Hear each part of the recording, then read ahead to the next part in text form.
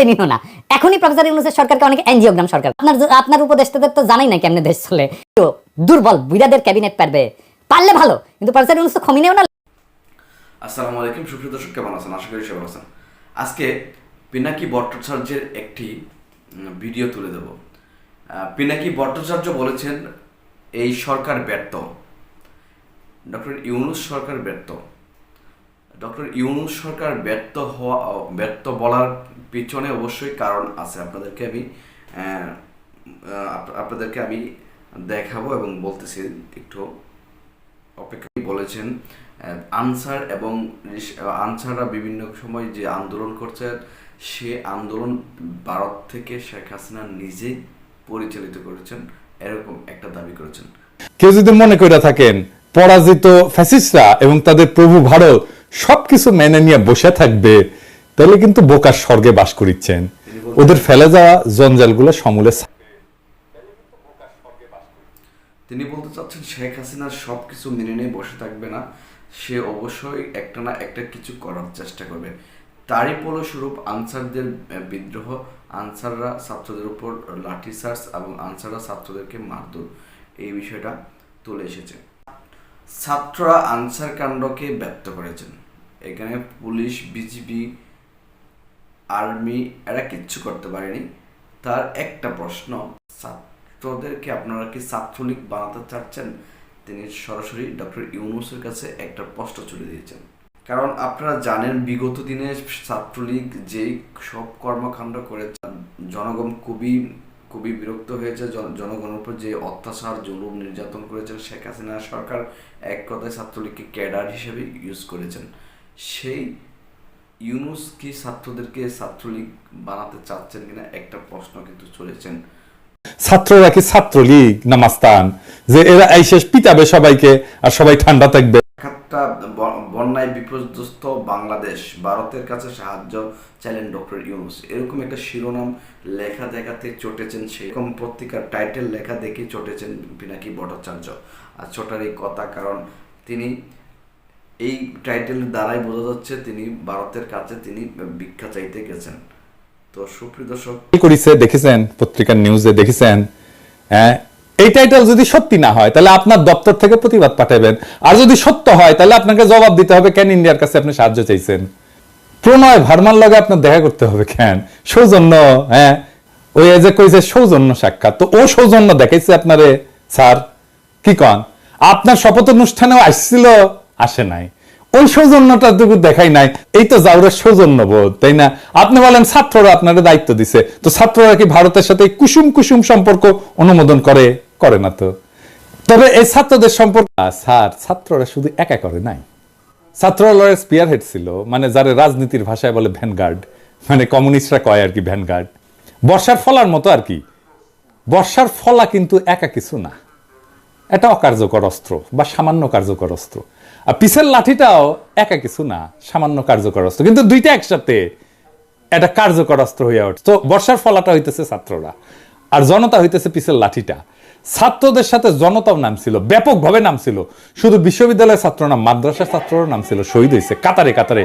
কে নামে নাই? Rickshawwala, garments worker, জামাত, BNP, হেফাজতের কর্মীরা, আবু সাইদকে শিবিরের সাথী। তো গত 15 বছর ধরে যারা লড়াই করছে তাদের রক্ত, অশ্রু, কান্নার উপরে দাঁড়ায় আছে এই লড়াই। এই লড়াই দাঁড়ায় নাই, এই লড়াইকে আকাশ থেকে পড়ছে, হঠাৎ করে বিজয় আসছে। আবু সাইদ যে বুক চিতায় দাঁড়াইছে, এই দাঁড়ানোটা প্রথম কে দাঁড়াইছে বাংলাদেশে? দেখেন তো এই ছবিটা, গার্ডিয়ানে ছাপা হয়েছিল, বিএনপি কর্মী। তারা এইভাবে অসংখ্যবার দাঁড়াইছে। মুক্তিযুদ্ধে যেভাবে আওয়ামী লীগ কুক্ষিগত করেছিল, জনতার বিজয়কে আওয়ামী বিজয় রিডিউস করছিল, সে একই কাজ কইরেন না। আওয়ামী ন্যারেটিভের পরাজয় তো দেখলেন, এবার আপনাদের এই ন্যারেটিভও কিন্তু পরাজিত হবে যদি এটারে ছাত্রদের লড়াই হিসাবে শুধুমাত্র প্রতীয়মান করেন। 5 তারিখে আর্মি গুলি চালায় নাই, চালাইতে পারে। ছাত্র জনতার আন্দোলন, এটাকে শুধু ছাত্রদের আন্দোলন বলে চালিয়ে দিলে কিন্তু বিপদে পড়তে হবে। এই আন্দোলন, এই বিপ্লব কিন্তু টিকবে না। তো সুপ্রিয় দর্শক, পিনাকি ভট্টাচার্যের কথায় আপনাদের কি মনে হয়? শেখ হাসিনা সরকারের পতনের জন্য তো ওনারা 3টা ধাপ, 3টা প্ল্যান করে রেখেছিলেন। Plan A, plan A, plan B, plan C. Plan এতে কিন্তু শেখ হাসিনা সরকার দেশ ছেড়ে পালাতে বাধ্য। তো সুপ্রিয় দর্শক, আপনারা একটু শুনেন প্ল্যান এ এবং প্ল্যান বি এবং প্ল্যান সি কি চালাইলে কি হইতো, প্ল্যান কি ছিল প্রফেসর ইউনুসকে জিজ্ঞেস করেন। আমি ওনারে একটা কাজ করতে রিকোয়েস্ট করছিলাম, স্যার তো জানেন আপনি, যাতে আর্মির গুলি করে ঠেকানো যায়। উনি কাজটা করছিলেন, আপনাকে ধন্যবাদ। ওনার কাজটা সূত্র ধইরা আমার একজন বড় ভাই যিনি জাতিসংঘে কাজ করতেন, তিনি জাতিসংঘে কিছু গুরুত্বপূর্ণ ভূমিকা রাখছিলেন। জাতিসংঘের মহাসচিবের কাছে একটা ক্রুশিয়াল ভূমিকা ছিল। আমি প্রফেসর ইউনুসকে জানাইছিলাম যে এত কিছুর পরেও যদি আর্মি গুলি করে তাহলে প্ল্যান বি কি।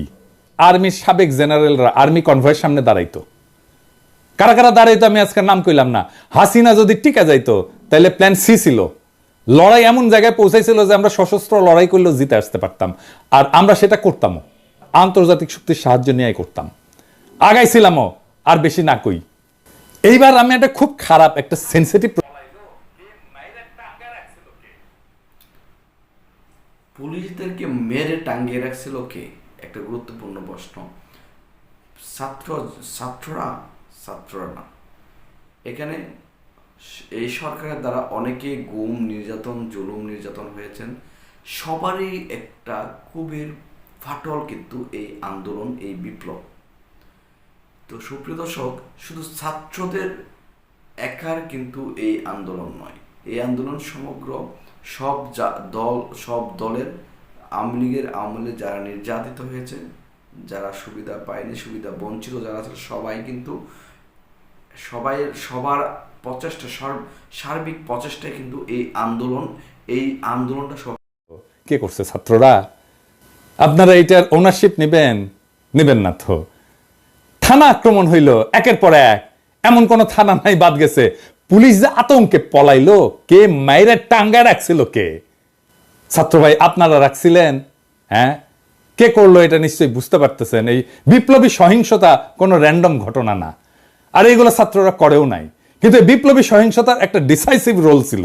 হাসিনা না পড়লে পুলিশের পরে আমলাদের সিরিয়াল ছিল। হ্যাঁ, আমি জানি বাইচা গেছেন আপনারা।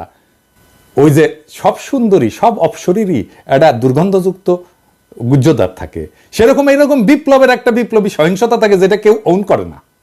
কিন্তু ওই বিপ্লবী সহিংসতাটা দরকার। সেই জন্য আপনার তরুণ উপদেষ্টা এবং ছাত্রদের সামনে বিপদ। কি বিপদ? তরুণ উপদেষ্টা ও ছাত্রদের উদ্দেশ্য করে তিনি পিছনের কিছু ইতিহাস, ছাত্রদের ইতিহাস বলেছেন। এরশাদ সরকারের পতনের পর ছাত্ররাই কিন্তু দেশ চালিয়েছিলেন। এই যে 90-এর অভ্যুত্থানের অগ্রপথিক ছাত্র নেতারা, এই যে দেখেছেন ওনারা কোথায়? এই যে বিচিত্রার প্রচ্ছদ প্রতিবেদন হয়েছিল আমাদের সময়, বিচিত্রার প্রচ্ছদ প্রতিবেদন হওয়া মানে বিশাল বিশাল ব্যাপার। বিচিত্রার প্রচ্ছদ প্রতিবেদন হয়েছিল, ওনাদের ছবি দেয়া। ওনারা কোথায়? কোথাও নাই। অথচ উনাদের কথায় তখন দেশ চলতো। এরশাদের পতনের পরে বাংলাদেশের ছাত্র নেতাদের মধ্যে 4 খলিফার চাইতে বড় ছাত্র নেতা আসে নাই। ওনাদের গত 40 বছরে কোনো বেল ছিল রাজনীতিতে? ছিল না। এখন আজকার ছাত্র নেতারা ডাকলে হাজার হাজার ছাত্র আসে। ঠিক 5 বছর পরে ওই ছাত্র ইউনিভার্সিটি থেকে বেড়ে গেলে সেই একই বাগানে আসবে নতুন কুড়ি। শুধু সেদিনের মালি থাকবে না, ছাত্র রাজনীতি কফি হাউসের সেই আড্ডা, বুঝছাও, এটা থাকে না। বারবার ছাত্রদের সামনে আয় না, জনতাকে যে সামনের কাতার থেকে পিছে ঠেলে দেওয়া হইতেছে, তার সবচেয়ে বড় ভিকটিম হবে ছাত্ররাই, ছাত্র নেতারাই। তারা শক্তিহীন হইয়া পড়বে। রাজপথে ছাত্র জনতার বিপ্লবী ঐক্য হাসিনাকে পরাস্ত করছে। আসলে ক্ষমতা মানুষের জনপ্রিয়তা থেকে দূরে ঠেলে দেয়। আসলে এটার চাক্ষুষ প্রমাণ বর্তমান উপদেষ্টা নাহিদ এবং আসিফ কিন্তু প্রথম সারি থেকে যে আন্দোলনের নেতৃত্ব দিয়েছিল। কিন্তু বর্তমানে তাদের যে জনপ্রিয়তা হচ্ছে সার্জিস এবং হাসনাত আব্দুল্লাহ, কারণ তারা জনগণের সম্পৃক্ততায় আছে। এর জন্য জনগণের কাছাকাছি থাকার কারণে তারা কিন্তু এখন বর্তমান তুমুল জনপ্রিয় উপদেষ্টাদের চেয়ে। তো সুপ্রিয় দর্শক, বুঝতে পারছেন নেতৃত্ব বা ক্ষমতা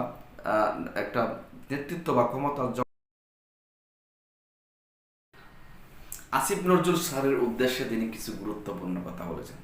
আসিফ নজরুল স্যারের উদ্দেশ্যে বলেছেন, বঙ্গবন্ধুর মূর্তি এবং ছবি যেখানে যে দেশের জনগণ বিপ্লবের সময় ভাঙচুর করেছেন, সেই দেশের উপদেষ্টা হিসেবে বসে আপনি কি করে বঙ্গবন্ধুর ছবি পিছনে টানিয়ে কথা বলেন এবং গণমাধ্যমে সাক্ষাৎকার দেন?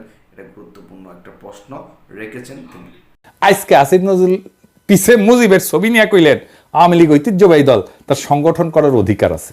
ব্যক্তিগতভাবে আমি মনে করি কোনো রাজনৈতিক দলকে নিষিদ্ধ করার পক্ষে আমি না।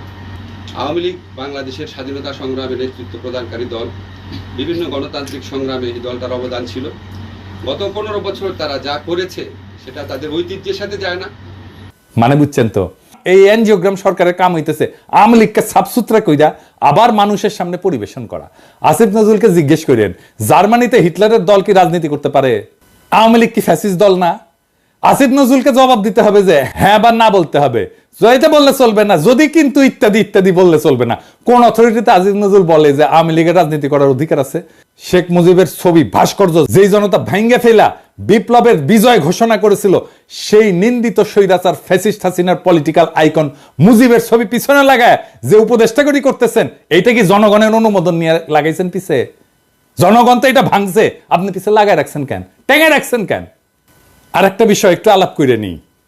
আমাদের তো সুপ্রিয় দর্শক, পিনাকি ভট্টাচার্যের যে কথাগুলো, এগুলো বিশ্লেষণ প্রশ্নগুলো করেছে যে এবং বিশ্লেষণগুলো করেছি, সেগুলো কতটুকু যুক্তিসঙ্গত আপনারা সবাই কমেন্ট সেকশনে কমেন্ট করে জানাবেন। সবাই সুস্থ থাকবেন, ভালো থাকবেন, আল্লাহ হাফেজ।